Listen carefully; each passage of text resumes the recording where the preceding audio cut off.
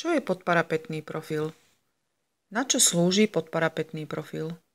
Ako už isto viete, v dnešnej dobe sú technológie na úplne inej úrovni, ako boli kedysi, a v prípade okien tomu nie je inak.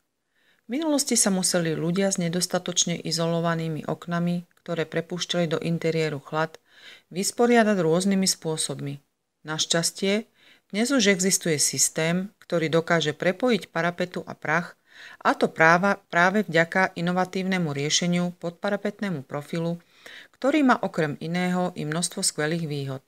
Tie spočívajú najmä vo výborných tepelných i izolačných vlastnostiach, čo určite mnohí z vás ocenia hlavne v zimnom období.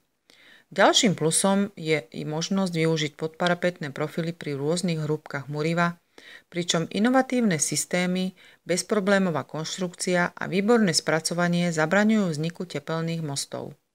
Perfektná izolácia, jednoduché spracovanie.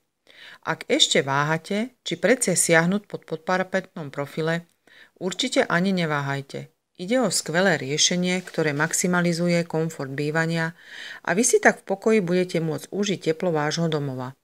Je vhodné predovšetkým do novostavieb, no pokojne i do starších typov stavieb. Úspora energie je tiež jedným z dôvodov, prečo stále čoraz viac ľudí uvažuje o tomto type profilu. Kde sa môže podparapetný profil nainštalovať?